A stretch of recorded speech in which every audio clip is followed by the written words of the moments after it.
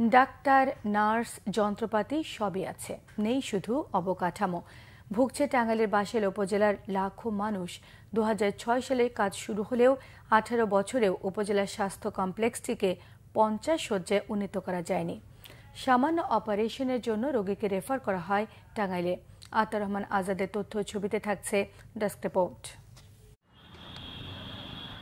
31 থেকে 50 শয্যায় নিতে টাঙ্গাইলের বাসাইল উপজেলা স্বাস্থ্য কমপ্লেক্সটি অবকাঠামো নির্মাণ কাজ শুরু হয় 2006 সালে। প্রায় 70% কাজ শেষ হওয়ার পর নানা টানাপোড়া ও আমলাতান্ত্রিক জটিলতায় আটকে পড়ে নির্মাণ কাজ।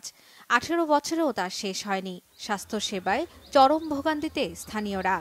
এখানে যে যন্ত্রপাতি রয়েছে 50-20টা, সেটাও ত্রুটিপূর্ণ অবস্থায়, তারা ব্যবহৃত না হওয়ার কারণে এটা নষ্ট হয়ে যাচ্ছে। বিভিন্ন সরকারি হসপিটাল হিসাবে যেরকম পরিবেশ থাকা উচিত সেরকম পরিবেশ নেই।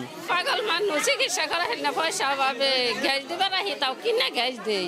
ডক্টরগুলো যে আসে এখানে ঠিকমতো রোগী দেখে না, 2-4 জন রোগী দেখে এত তাড়াহুড়া করে। বাসাইল হাসপাতালে 27 জন ডাক্তারের পোস্ট থাকলেও নেই তাদের বসার জায়গা। এক রুমে গাদাগাদি করে বসতে হয় তাদের। ভালো টেস্ট করার সুযোগ আমাদের এখানে নাই, এই কারণে রোগীদের মধ্যে একটা অসন্তোষ তৈরি হয়। সুতরাং এই সমস্ত বিষয়গুলো যদি প্রপার ইনফ্রাস্ট্রাকচার ডেভেলপমেন্ট করা হয় এবং ইনভেস্টিগেশন ফ্যাসিলিটি দেওয়া হয় এবং রোগীদেরকে যদি আমরা পর্যাপ্ত সময় দিয়ে দেখতে পারি, সেই পরিবেশ থাকে, তাহলে অবশ্যই সেবার মান আরও বৃদ্ধি পাবে এবং মানুষের যে আশাকাঙ্ক্ষা আমাদের প্রতি সেটা বাস্তবায়ন সম্ভব হবে।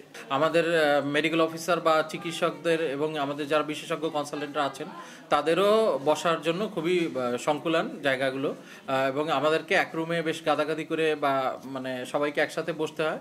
অবকাঠামোর বিষয়টি জানিয়ে প্রতি 3 মাস পর পর ঊর্ধ্বতন কর্তৃপক্ষকে চিঠি দেয়া হচ্ছে, কিন্তু সমাধান মিলছে না।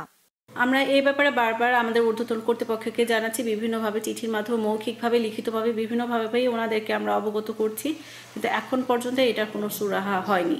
অবকাঠামো সমস্যার দ্রুত সমাধান চায় বাসাইলবাসী। Banglavision news desk.